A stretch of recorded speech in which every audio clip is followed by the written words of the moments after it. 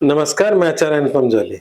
मकर राशि वाले लोगों के लिए आगामी सप्ताह अर्थात 27 जुलाई से 3 अगस्त के बीच में ग्रहों का आपके जीवन पे पड़ने वाला प्रभाव और उसके समाधान की बात करेंगे। तो सबसे पहले चंद्रमा की बात कर लेते हैं। चंद्रमा का सफर धनु से लेकर मीन राशि तक है, अर्थात आपकी राशि से 12वीं राशि में सप्ताह की शुरुआत में चंद्रमा है, जो कोई खास अच्छा नहीं होता। शेष चंद्रमा आपके लिए शुभ है।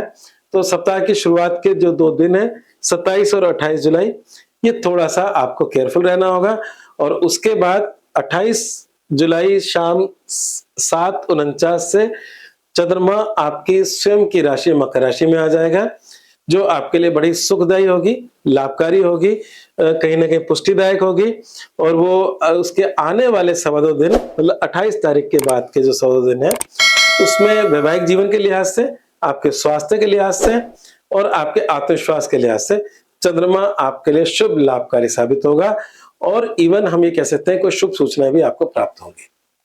उसके बाद का चंद्रमा आपके कुंभ राशि का रहेगा। कुंभ राशि में कुछ ना कुछ परिवार संबंधी, धन संबंधी चिंताएं हो सकती हैं, परंतु नुकसान नहीं है। चिंताएं ही दिखा रहा है और चिंताएं ही हमें अपने को बेटर करने के लिए जरूरी होती है। अगर चिंताएं नहीं होगी तो हम अपने आप को बेटर नहीं कर पाएंगे। परंतु जो डायलॉग आता है चिंता चिंता समान है, तो मेरा मानना यह है कि चिंता के साथ साथ चिंतन शुरू कर लो।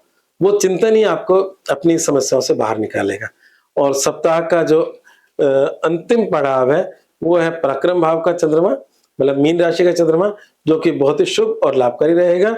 ये चंद्रमा आपके जीवन के अंदर सामाजिक कार्य में आपके नेम फेम दिलाएगा, नए पुराने मित्रों को मिलवाएगा, छोटी यात्राएं कराएगा और आपके कार्यों की प्रशंसा करवाएगा। तो ये था चंद्रमा का सफर। अब बात करते हैं 2 ग्रहों का जो परिवर्तन हो रहा है, मंगल और शुक्र। और इस हफ्ते मंगल, जहां तक सवाल है कि जो मंगल का परिवर्तन है वो जरूर कोई खास अच्छा नहीं है, क्योंकि अभी जो प्रेजेंट में जो मंगल बैठे हैं वो मंगल आपकी इनकम को बहुत लाभ दे रहे हैं। मंगल की ये दृष्टि इनकम भाव पे इनकम में बढ़ोतरी करने वाली साबित हो रही थी। अब मंगल आपकी राशि से छठे चले जाएंगे।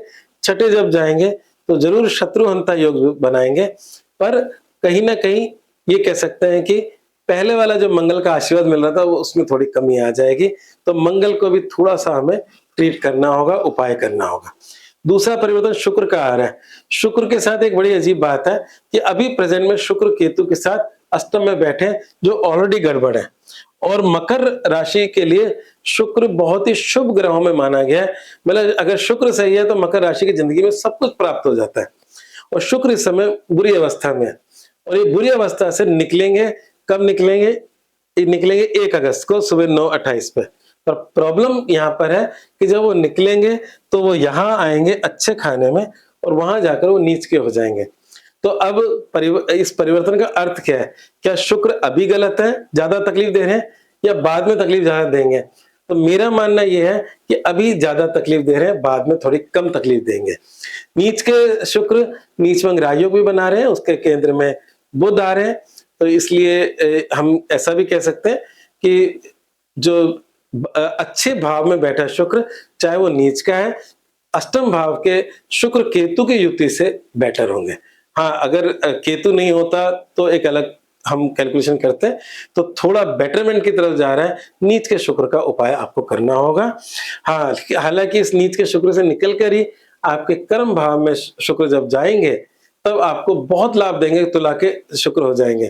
तो इसका मतलब यह है कि नवम भाव में जब भी कोई ग्रह जाता है, जब वो अच्छा बैठता है तो अच्छे तरीके से परिवर्तन लेकर आता है, और जब बुरा बैठता है तो कष्ट देता है पहले और बाद में फायदा देता है। क्योंकि शुक्र नीच का है तो शुरू में कष्ट या संघर्ष देगा और जब वो तुला में जाएगा तो उस जो किए संघर्ष का फायदा देगा।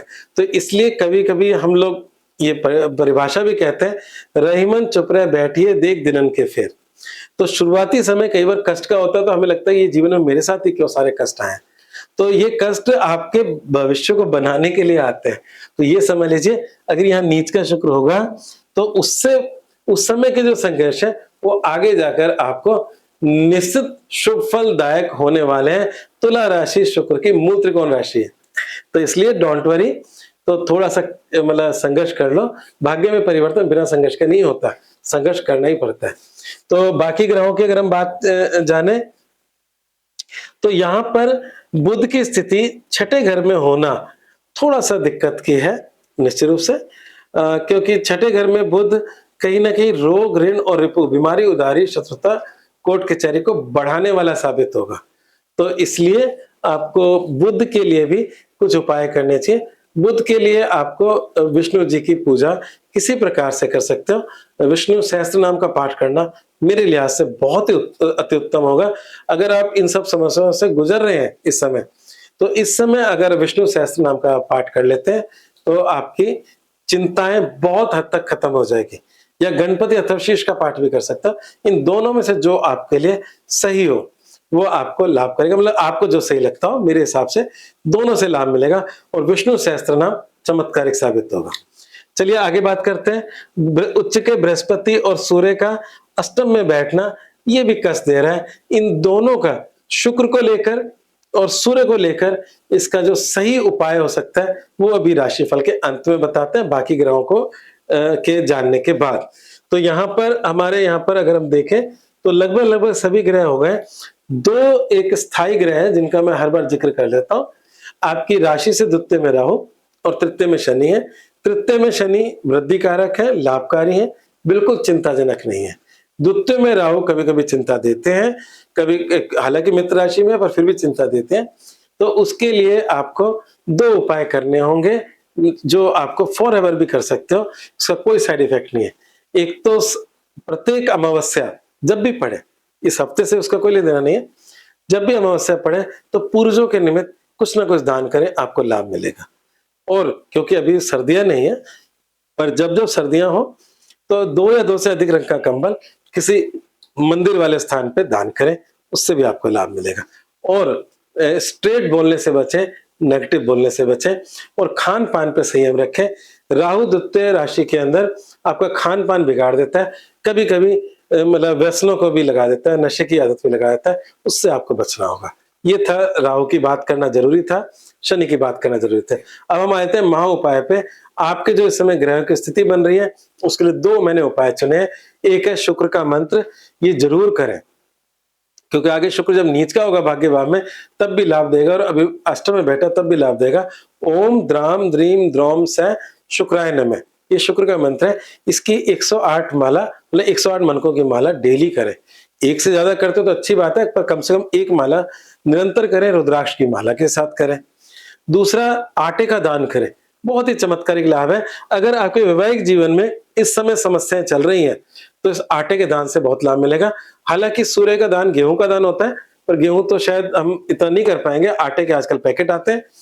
तो आप इसको, अगर आपको रोज नहीं कर सकते तो प्रत्येक रविवार, जब तक सूर्य यहाँ है तो प्रत्येक रविवार, अच्छा सूर्य 1 महीने रहता है एक राशि में, तो 1 महीने में 4 ही रविवार मिलेंगे, तो इसलिए ज्यादा नहीं है।